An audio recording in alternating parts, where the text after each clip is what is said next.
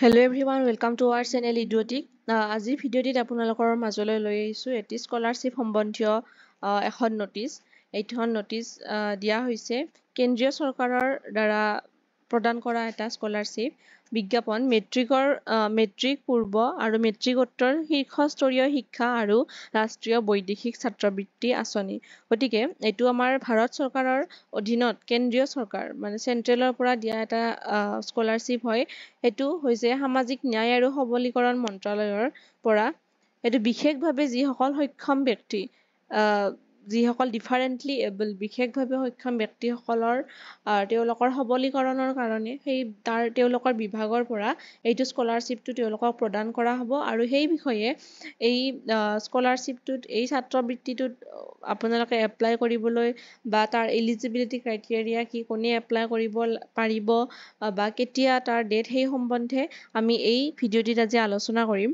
গতিকে মেট্ৰিক পূৰ্ব এইটো হৈছে মানে মেট্ৰিক পৰীক্ষাৰ আগত প্ৰি মেট্ৰিক আপোনালোকে 10th ক্লাছ দিয়াৰ আগত আছে, তাৰপিছত মেট্ৰিকৰ পিছত আৰু পিছত হায়াৰ এডুকেশ্যনৰ সময়তো আপোনালোকে এই স্কলাৰশ্বিপটো লাভ কৰিব পাৰে, মানে আপোনালোকে এইটো স্কলাৰশ্বিপটো পাব পাৰে। গতিকে তাৰ বাবে কেনেকুৱা ধৰণৰ কি লাগে সেইটো কওঁ আহক। যিসকল বিশেষভাৱে সক্ষম ব্যক্তি তেওঁলোকে এই ছাত্ৰবৃত্তিটো তেওঁলোকক কেন্দ্ৰীয় চৰকাৰৰ পৰা দিয়া হৈছে ক'লোৱে মই। গতিকে তেওঁলোকে ইয়াত যদি আবেদন কৰিবলৈ হ'লে আপোনালোকে যিটো আমাৰ নেশ্যনেল স্কলাৰশ্বিপ এটা আমাৰ যিটো ৰাষ্ট্ৰীয় ছাত্ৰবৃত্তি পৰ্টেল আছে, আমাৰ স্কলাৰশ্বিপৰ এটা যিহেতু চেন্ট্ৰেল এটা নেশ্যনেল যি স্কলাৰশ্বিপ ৱেবছাইট আছে এইটো www.scholarship.government.in। এইটো গভমেণ্টৰ সকলো ধৰণৰ স্কলাৰশ্বিপৰ বিষয়ে বা এপ্লাই কৰিবলৈ এইটো ৱেবছাইটত আপোনালোকে কৰিব পাৰে। গতিকে ইয়াত এই লিংকটো মই ডেছক্ৰিপশ্যন বক্সত দি দিম। ইয়াত আপোনালোকে গৈ আপোনালোকে এই স্কলাৰশ্বিপটোৰ কাৰণে এপ্লাই কৰিব লাগিব। তাৰপিছত মোবাইল এপৰ জৰিয়তেও আপোনালোকে এপ্লাই কৰিব পাৰে। ইয়াৰ এটা মোবাইল এপো আছে NSPৰ আমাৰ, গতিকে সেইটো মোবাইল এপো আপোনালোকে তাৰ জৰিয়তেও কৰিব পাৰে।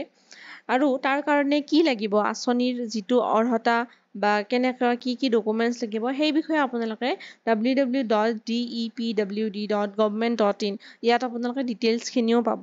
গতিকে এই দুয়োটা লিংক মই দি দিম আৰু ইয়াৰ উপৰিও যদি সবিশেষ ইয়াৰ ওপৰত কেনেকৈ এপ্লাই কৰিবলগীয়া কি আছে সেইটো ভিডিঅ'লৈকে আপোনালোকে কমেণ্ট কৰি জনাব, মই সেই বিষয়ে বনাব চেষ্টা কৰিম। এতিয়া ইয়াৰ এলিজিবিলিটিটো হৈছে বেঞ্চমাৰ্ক অসমৰ্থতা অৰ্থাৎ 40%ৰ কম অসমৰ্থতা নথকা। যদিহে 40%তকৈ কম থাকে তেতিয়াহ'লে আপোনালোকে এইটো নাপায়। গতিকে 40%তকৈ কম বেছি মানে বা ইউনিক ডিছেবিলিটি আইডেণ্টিটি অথবা UDID এনৰলমেণ্ট নম্বৰৰ সৈতে আপোনালোকৰ যদি অসমৰ্থতাৰ প্ৰমাণপত্ৰ থাকে তেওঁলোকেহে এই আবেদনটো মানে এই স্কলাৰশ্বিপটোৰ বাবে এপ্লাই কৰিব পাৰিব বা এই আবেদন তেওঁলোকে কৰিব পাৰিব। গতিকে এইখিনি আপোনালোকে এই যিটো 3 নম্বৰ এইটো ইম্পৰ্টেণ্ট পইণ্ট হৈছে 40%তকৈ কম হ'ব নালাগিব। তাৰপিছত ইউনিক ডিছেবিলিটি এইটো থাকিলেও হ'ব, নাইবা আপোনালোকৰ UDID যি আমাৰ এনৰলমেণ্ট নাম্বাৰ তাৰ সৈতে সেই চাৰ্টিফিকেটটো আপোনালোকৰ থাকিব লাগিব। মানে সেই অসমৰ্থতাৰ আপোনালোকৰ চাৰ্টিফিকেটখন থাকিব লাগিব, ভেলিড চাৰ্টিফিকেট এখন, তেতিয়াহে। গতিকে ইয়াৰ কাৰণে যেতিয়া আপোনালোকে অনলাইন আবেদন কৰিব তাৰ মেট্ৰিকৰ পূৰ্ব ছাত্ৰবৃত্তি যিটো হৈছে মেট্ৰিকৰ যিসকলে মেট্ৰিক দিয়া নাই 9-10 এনেকুৱাত আছে তেওঁলোকৰ আৰম্ভণি তাৰিখটো হৈছে আমাৰ 30 জুন। ইতিমধ্যে আৰম্ভ হৈ গৈছে, এইটো 31 আগষ্টলৈ আছে। গতিকে এতিয়াও এমাহ বাকী আছে, গতিকে আপোনালোকৰ কৰাৰ সময় আছে, আপোনালোকে কৰিব পাৰে। নেক্সট যিটো মেট্ৰিকৰ পিছৰ ছাত্ৰবৃত্তি আছে আৰু হায়াৰ যিখিনি আছে সেইখিনিৰো ছেইম ডেট আপোনালোকে সেইখিনিৰ কাৰণে 30 জুনৰ পৰা এইটো আৰু বেছি আছে আপোনালোকৰ অক্টোবৰলৈ আছে, এইটো আপোনালোকে অক্টোবৰলৈ আবেদন কৰিব পাৰিব ইয়াৰ কাৰণে। গতিকে আপোনালোকে যদি ইয়াৰ কাৰণে কৰিব এবল হয় যে আপোনালোকৰ এনেকুৱা কিবা আছে তেতিয়া আপোনালোকে পৰ্টেলটো ভিজিট কৰক আৰু সোনকালে কৰক। ইয়াত এটা নোট দিছে যে মেট্ৰিকোত্তৰ আৰু শীৰ্ষস্তৰীয় আঁচনিসমূহ স্লটসমূহ নতুনৰ লগতে নৱীকৰণৰ বিষয়সমূহ অন্তৰ্ভুক্ত। নতুন বিষয়সমূহ নৱীকৰণৰ বিষয়সমূহ প্ৰচেছিং কৰাৰ পাছতহে ৰৈ যোৱা স্লটসমূহৰ বিপৰীতে বিবেচনা কৰা হ'ল। সেয়েহে কেৱল অৰ্হতাৰ মাপকাঠি পূৰণ কৰিলেই প্ৰতি বছৰে নিৰ্দিষ্ট সংখ্যক স্লট উপলব্ধ হোৱা বাবে ছাত্ৰবৃত্তি প্ৰদানৰ অধিকাৰী নহ'ব। মহিলা পৰীক্ষাৰ্থীসকলৰ বাবে 50% স্লট সংৰক্ষিত। গতিকে ইয়াত দিছে যে আপোনালোকে যদি এবাৰ এপ্লাই কৰে পিছৰ নেক্সট বছৰত মানে এইটো যিখিনি এভেইলেবিলিটি অফ চিট তাৰ ওপৰতহে আপোনালোকে পাব, মানে সেইটোৰ ওপৰত ডিপেণ্ড কৰিব। আৰু তাৰ সেই চিটখিনিৰ যিখিনি মানে দিব পাৰে তেওঁলোকৰ এটা পাৰ্মানেণ্ট নাম্বাৰ আছে যে এইখিনি আমি ষ্টুডেণ্টক বা এইখিনিক দিম। গতিকে তাৰ কাৰণে 50% তাৰ মানে আপোনালোকৰ মহিলা ফিমেল কেণ্ডিডেটৰ কাৰণে ৰিজাৰ্ভ আছে। ফিমেল কেণ্ডিডেট 50% দিবই যিমানে এপ্লাই কৰে, মানে কি কয় 50% চিট মহিলাৰ কাৰণে আছে। আৰু বাকী যিখিনি থাকিব মানে ভেকেঞ্চি টাইপৰ থাকে সেইমতেহে তেওঁলোকে দিব পাৰে। সকলোৱে দিয়াৰ মানে সকলোৱে নাপাবও পাৰে, সেইটো বস্তু ইয়াত দিছে, তাত বাছনি হ'ব। নেক্সট আছে ৰাষ্ট্ৰীয় বৈদেশিক ছাত্ৰবৃত্তি এটা আছে আৰু নেশ্যনেল, এইটোও সেয়ে।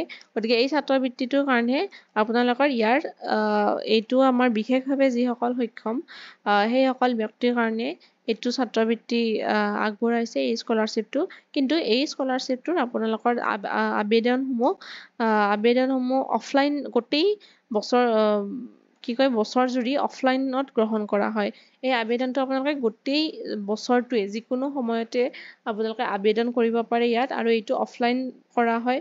আৰু ইয়াৰ কাৰণে বিশেষ যদি আপোনালোকক ডিটেইল লাগে তাৰ কাৰণে আপোনালোকে www.depw.government.in ইয়াতে পাব। ছেইম ৱেবছাইট হয়, এইমাত্ৰ আগৰটোত যিটো আছে সেইটোৱে। আপোনালোকে ক'ত আবেদন কৰিব লাগে কি লাগে সেইখিনি ইয়াত ডিটেইলছ পাব। আৰু নহ'লে আপোনালোকে পঢ়ি থকা স্কুল বা কলেজখনত আপোনালোকে জনায়ো তাৰ পৰা আপোনালোকে ডিটেইলছ ল'ব পাৰে কেনেকৈ ক'ত কৰিব লাগে, কাৰণ এইটো অফলাইন যোগে কৰিব লাগিব। গতিকে ক'ত কেনেকৈ কৰিব লাগে সেইটো আপোনালোকে খবৰ কৰিলে গম পাব, যিহেতু অফলাইন ফৰ্ম ফিল-আপ হয় আৰু গোটেই বছৰ জুৰিয়ে ইয়াত কৰিব পাৰে। বাকী এলিজিবিলিটিও ছেইম হয়, ইয়াত 40%কৈ বেছি হ'ব লাগিব, কম হ'ব নোৱাৰে। এণ্ড দেন বাকী এইখিনি আপোনালোকৰ ভেলিড চাৰ্টিফিকেট থাকিব লাগিব, তেতিয়া আপোনালোকে এই স্কলাৰশ্বিপটোত এপ্লাই কৰিব পাৰিব। গতিকে আশা কৰোঁ ভিডিঅ'টি চাই আপোনালোকে লাভান্বিত হৈছে। যদিহে এনেকুৱা ধৰণৰ বা এইটো ভিডিঅ'ৰ ওপৰতো আকৌ কিবা ডিটেইলছ আপোনালোকক লাগে কমেণ্ট যোগে জনাওক। এনেকুৱা ধৰণৰ ভিডিঅ' চাই থাকিবৰ কাৰণে আমাৰ চেনেল ইডিঅ'টিক আপোনালোকে ছাবস্ক্ৰাইব কৰক, লগতে আপোনাৰ বন্ধু বান্ধৱীসকলকো শ্বেয়াৰ কৰক। ভিডিঅ'টি শেষলৈ চোৱাৰ বাবে বহুত বহুত ধন্যবাদ। ভিডিঅ'টি যদি ভাল পালে লাইক কৰিব, কমেণ্ট কৰিব এণ্ড চেনেলটি ছাবস্ক্ৰাইব কৰিব। Thank U.